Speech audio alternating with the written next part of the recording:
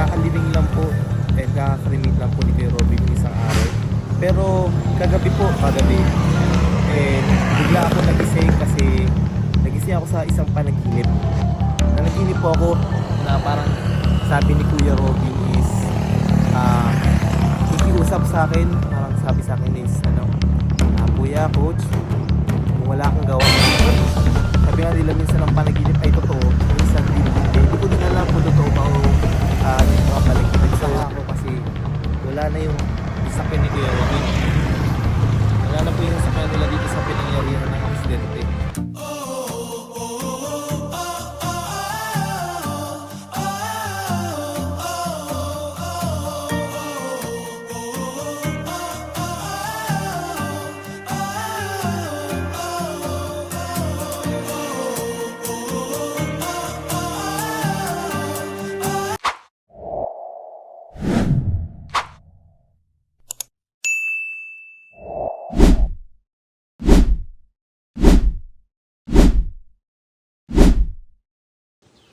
So yun po, welcome back to my YouTube channel po. Okay, medyo matagal-tagal din tayo hindi nakapag-intro. So welcome ulit po sa aking channel. This is Kalingap Coach Ralph po. And kung bago pa lang po sa aking channel, pwede nyo po akong i-subscribe and hit the notification bell button din po. Siyempre, lagi po yung updated sa ating mga upload. So ngayon po is may dala tayo dito ngayon ito. So velvet box po ito. Dito po, yung mga order to sa velvet box. Yan, no, order po yun. Mga order po na nakaraan na iba pinapapaship. So ngayon po sa mga gusto po dyan mag-order pa, andito po available pa po tayo. May mga stock pa po tayo. Sobrang kainitan po kayo. Tanghalin tapat po ngayon dito sa amin. Siguro mga 46 or 40 plus degrees po ngayon. Jacket tayo. Full gear tayo, jacket. May balaklava din. And syempre mag-helmet din po tayo.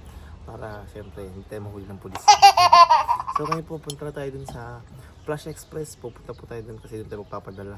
And hopefully dumating agad ito mga pinadeliver natin after ilang days sa mga nag-order para mag-order sila ulit. Kaya sa mga gusto pa pong mag-order dyan, message lang po kayo. So see you later po. So okay na po, ready na po tayo. Rolling na tayo. Let's go guys.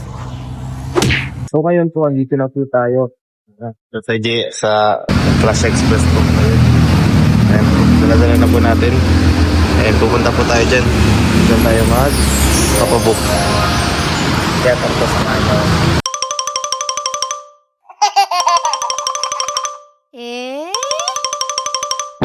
So yun po, napabook na tayo. So hindi tayo na sa ibibigay tayo sa ito.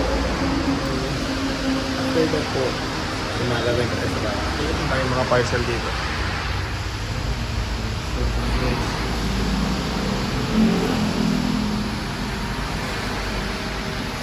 So yun po guys, ngayon tayo nakapadala na tayo.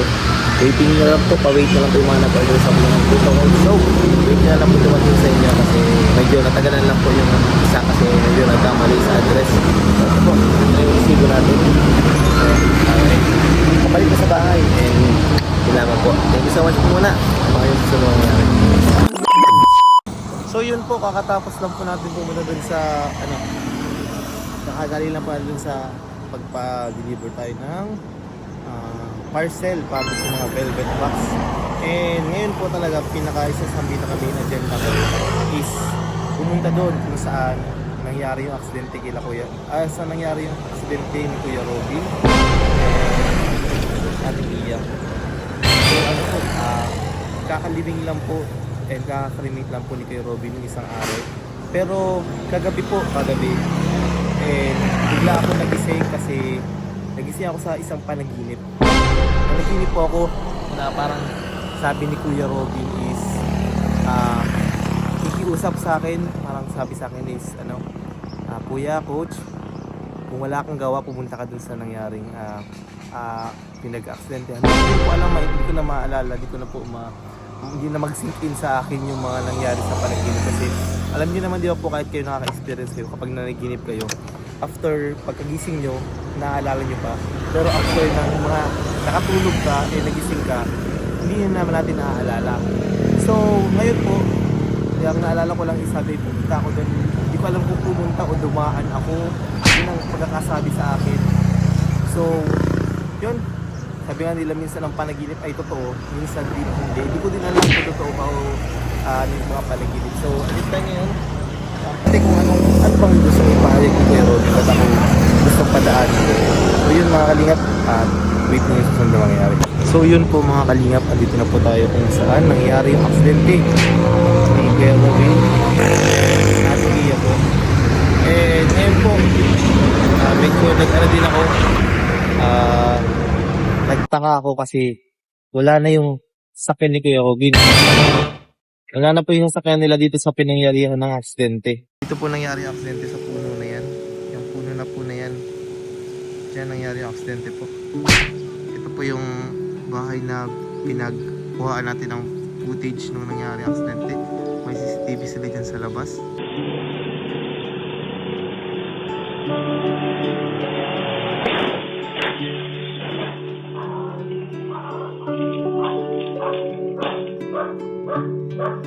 Dito po yung kung saan ni Ate Pia po kinabig yung manibela. And kakataka ko po may nakaparking yung sasakyan sa harap na yan. Kaso wala na mga kalingap. Pero nakita ko dito sa kabilang kalsada. Yan, nandito po. Nilipat nila.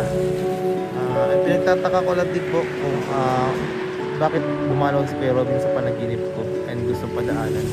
Siguro gusto din Kuya Robin pakita na nandito na sa kabila yung ano niya, yung sasakyan nila. Grabe guys, grabe po mga kalingap pa nangyari sa talaga hindi ka na Kuya Robin.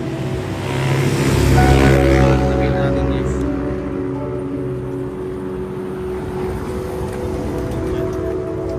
grabe po.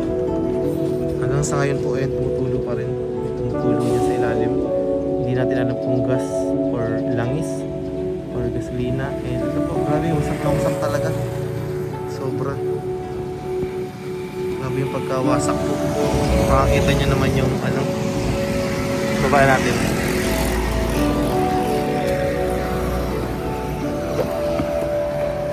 Makakita nyo po talagang wasak na wasak yung ilalim. Yan, grabe. Talagang sirang-sira. Grabe, sirang-sira guys. Pumutok din yung airbag. Nandito pa rin po. Yan, Indian na Bicolano. So yun guys, ito lang muna. Hindi ko rin po alam po bakit natin napaliginiban si Tatay Robin pa ng singing kahiwati. Pero siguro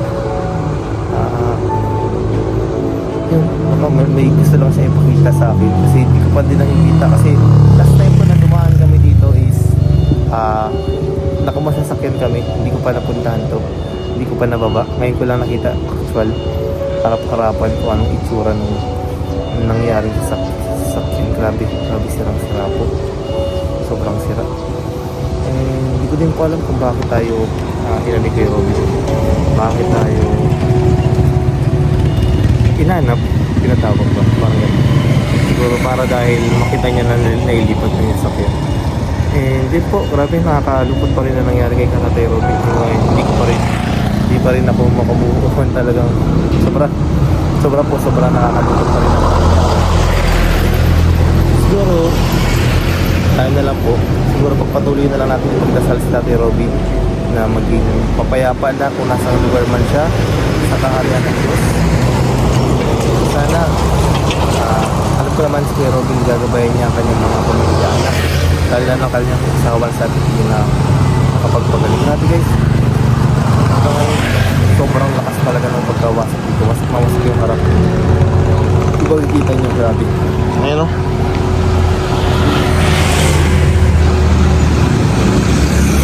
Kaya yun po, pag-pray na lang po ulit natin ang kapayapaan ni Tatay Robin. And Tatay Robin, pumunta ako dito Tatay Robin sa pinangyarihan ng aksidente. Sana po matahimik na yung kaluluwa. Sana ay nasa peace ka na Kuya Robin. And sana masaya ka na din kung nasan ka ngayon. Nasa kapayapaan ka na. Tatay Robin, mahal na mahal ka na. Tama ako. Kaya magpag ka mag-aya Tatay Robin, andito pa rin naman ang Team Kalingap. Dito ang mga keyboys para alagaan maging kuya ng mga anak niyo po. Yun. Kuya Robin, residus. Kaya, Ate Robin, na kami na bahala dito, Ate Robin.